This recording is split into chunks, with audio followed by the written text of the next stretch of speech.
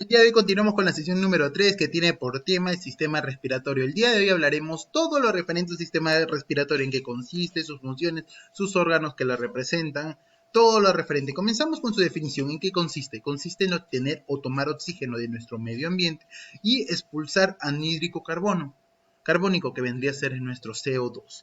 Ahora, tenemos dos tipos de diferentes de respiración. Tenemos la respiración interna y la respiración externa. Cuando trabajamos respiración externa es el intercambio de gases que se realiza entre órganos encargados de dicha función de manera externa. Por ejemplo, tenemos aquí los pulmones, las branquias, las traquetas, junto con el medio exterior que viene a ser el aire, el agua, pero de manera interna es sumamente diferente, porque es aquí cuando se realiza el intercambio de gases entre la sangre y las células de los tejidos. Esta clase de respiración interna permite que el suministro interrumpido de oxígeno a las células se llene y aparte haya una eliminación constante de CO2 o anhídrico carbónico, siendo por consiguiente una función muy importante para la vida de todos los organismos, ya sean unicelulares, pluricelulares, tanto en animales, tanto en insectos, tanto en humanoides, tanto en vegetales. Continuamos con clases de respiración externa. Tenemos aquí, por ejemplo, la respiración branquial, que es propia de los animales acuáticos. Por ejemplo, son aquellos que aprovechan el oxígeno disuelto en el mismo agua. Representado en este tipo de respiración, por ejemplo, tenemos a los peces, a los cangrejos, las ostras, el pulpo, etc. Ahora, estos animales representan estructuras llamadas branquias que se encuentran en la parte superior, como pueden observar en las imágenes, como pueden observar, las cuales son un conjunto de laminillas recorridas por vasos sanguíneos situados debajo del opérculo. Para respirar, los peces hacen que el agua de la boca hasta el opérculo llegue el agua y éste lleve el oxígeno, que es retenido por la sangre en los diferentes vasos de las branquias. Continuamos con otro diferente tipo de respiración, la respiración cutánea o epitelial. La respiración cutánea o epitelial es la que se realiza por medio de la pile. ¿Qué es la pile? La pile es una parte que se encuentra dentro de las ranas y los reptiles. Los animales que viven en medios muy húmedos asimilan el oxígeno disuelto en estos ambientes a través de los poros de su piel, a través de sus poros. Por ejemplo, tenemos en caso aquí la lombriz de tierra, los batracios, etc. Ahora, otro claro ejemplo de esto también son las ranas. Como podemos ver, observar aquí en esta imagen, aquí tenemos los pulmones y la respiración cutánea que realizan a través de su piel. Ahora, es importante que la humedad de la piel es algo muy importante en estos animales para el intercambio de gases, la obtención de aire y la eliminación de CO2 o anhídrico carbónico. Continuamos con la respiración traqueal, que es propia de los insectos, los que representan en su cuerpo un recorrido por gran número de tubitos que se llaman tráqueas, que se comunican con el exterior por medio de orificios llamados estigmas o espiráculos, los cuales suelen ubicarse siempre en su abdomen por las estigmas entre el oxígeno hacia las tráqueas, donde se realiza el intercambio de gaseoso en el cual se queda el oxígeno y botan el CO2 o anhídrico carbónico. Como podemos observar en las imágenes, cada uno de los tubitos, cada una de su forma traqueal, aquí está el estigma y aquí están sus ramificaciones. Continuamos con la respiración pulmonar. La respiración pulmonar, como bien se dice, es propia de los vertebrados terrestres. Es donde intervienen los pulmones, tanto el pulmón derecho como el pulmón izquierdo. Son una especie de complejas bolsas. Los pulmones, aclaración, los pulmones son una especie de complejas bolsas que brindan una gran superficie que se lleva acá, en la cual se lleva a cabo el intercambio gaseoso. ¿Qué quiere decir? En los pulmones se lleva la retención de oxígeno y el desecho o eliminación de CO2 o anhídrico carbónico. Estos están relacionados íntimamente con nuestro torrente sanguíneo, que es el responsable de distribuir el oxígeno que ingresa hacia los pulmones y el anhídrico para afuera a través de la boca. Ahora, este tipo de respiración también la practican los anfibios, aunque su aparato es poco evolucionado, vale la aclaración, de manera que deben auxiliarse con la respiración cutánea a través de su piel para cubrir sus necesidades de oxígeno. En los reptiles encontramos el sistema mejor adaptado, que quiere decir, por ejemplo, tenemos en las aves y en los mamíferos, que es un mecanismo muy pero muy eficiente, capaz de cubrir la gran demanda de oxígeno de nuestros animales, porque generan el oxígeno, lo atrapan y lo llevan a sus pulmones, en la cual obtienen el oxígeno, los mandan a sus diferentes ramificaciones y desechan el anhídrico carbónico o CO2. Ahora vamos a ver un ejemplo. Por ejemplo, tenemos aquí un pollo.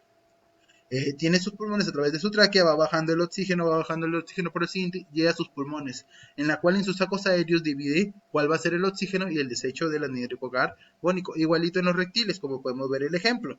Ahora, en animales mucho más grandes, en mamíferos, como por ejemplo tenemos en venados, en ballenas, o en este mismo humanoide, tenemos la tráquea con los diferentes pulmones, que dentro de cada pulmón tiene sus diferentes bronquiolos que cumplen diferentes funciones. Ahora, el sistema de respiración en los vegetales es sumamente diferente. Por ejemplo, la función de respiración en los vegetales consiste en tomar el oxígeno y eliminar el anhídrico carbónico, que es igual a en los seres vivos. ¿Cuál es la diferencia? Que se realiza en todos los órganos de la planta con mayor intensidad por las estomas de la hoja. Ahora, las cuales se encuentran en mucha mayor cantidad en las plantas. ¿Esto qué quiere decir? Que cada estoma posee dos células oclusivas que de forma arriñonada que sirven de protección, la cual la respiración se realiza durante todo ciclo vital de la planta. Sin ella, cualquier planta moriría. ¿Por qué? Porque durante el día la fotosíntesis produce más oxígeno del que requiere el vegetal, entonces el exceso de esto se difunde en toda la atmósfera. Sin embargo, durante la noche, cuando no se realiza la función de la clorofila, o sea, cuando no se realiza la fotosíntesis, el oxígeno ingresa a las hojas ¿Pero qué oxígeno ingresa a las hojas? El oxígeno proveniente de la atmósfera, y a través de las estomas se realiza una diferente respiración.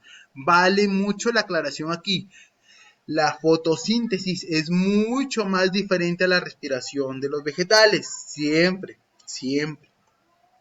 Ahora, sistema respiratorio del hombre o del humanoide. El sistema respiratorio del hombre está formado por un conjunto de conductos sumamente diferentes. Vale la aclaración, cada uno de estos permite la respiración o el intercambio de gases con el medio ambiente y ellos mismos. Consta de los siguientes órganos. Comenzamos con la nariz, luego faringe, luego laringe, luego tráquea, bronquitos y pulmones.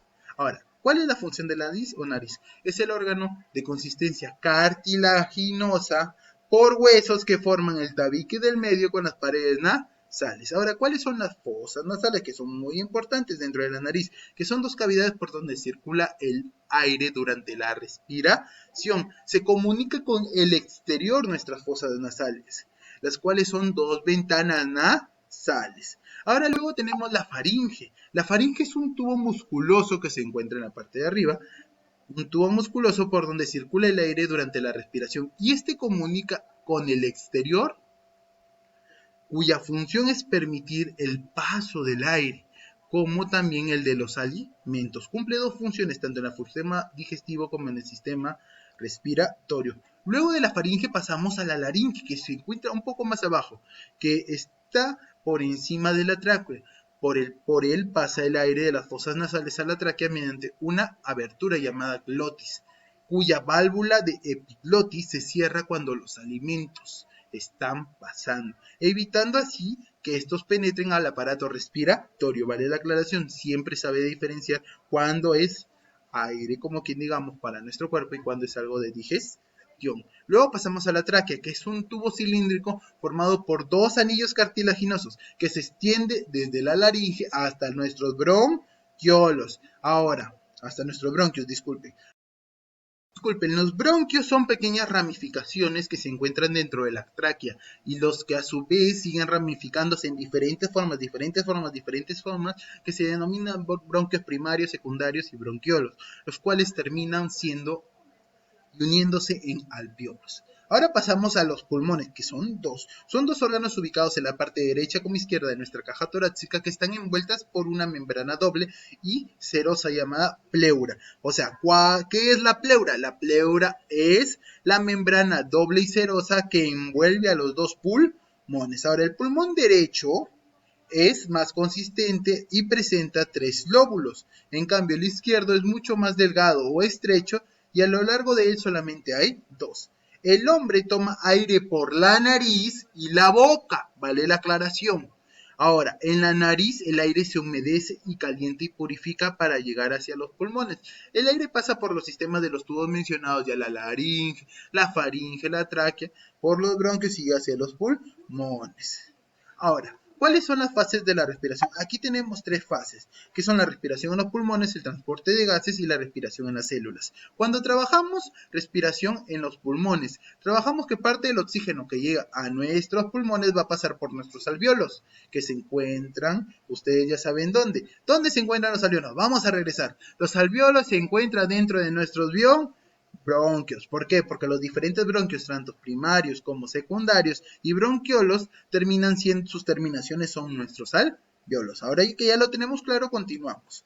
Ahora, estos alvéolos atraviesan sus finísimas paredes y pasan a los glóbulos rojos, los cuales los glóbulos rojos son los que sueltan o segregan el CO2 o el anhídrico de carbono, que va al aire y es expulsado al exterior con más anhídrico carbónico o CO2 de nuestro cuerpo. Cuando trabajamos transporte de gases, es el oxígeno que es conducido por nuestros glóbulos rojos de la sangre al corazón. Lo envía por medio de nuestras arterias que se encuentran dentro de nosotros, que son diferentes, a todas las células del cuerpo que lo absorben. Y el dióxido de carbono o el anhídrico carbónico de las células es recogido por la sangre misma de las venas y es transportado al corazón para que de allí sea transportado a los pulmones y luego sea expulsado al exterior.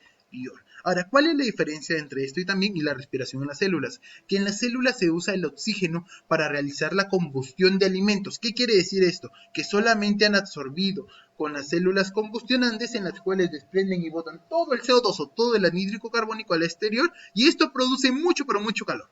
Ahora, todo sistema siempre debe tener una higiene y cuidados. ¿Cuál es la higiene y cuidados en estos tips? Número 1. Evitemos los accidentes de asfixia, que viene a ser la falta de o insuficiencia de oxígeno en la sangre. Causas de asfixia pueden ser las más comunes, pueden ser el atragantamiento con objetos, el estrangulamiento, por ejemplo, el exceso de gas carbónico, de CO2, dióxido de carbono o anhídrico carbónico, como lo quieran llamar. De esta manera vamos a poner primeros auxilios en casos de asfixia, que vendría a ser por obstrucción, cuando debemos extraer el objeto que obstruye el paso de la persona de la respiración. Puede ser volteándolo o darles golpes fuertes en la espalda, de manera que se pueda desplazar el objeto. Siempre es válido la aclaración. Ahora también se debe aplicar respiración boca a boca cuando el caso lo requiera, y también después de aplicar primeros auxilios se debe trasladar el asfixiado al centro de salud más cercano para una pronta evaluación. Siempre se debe poner primeros auxilios en casos de asfixia para que haya una mayor aclaración, porque uno siempre al exponer su cuerpo al exterior nunca está libre de pasar cualquier inconveniente. Ahora, la higiene del aparato respiratorio es la siguiente, que siempre debemos respirar de la manera correcta.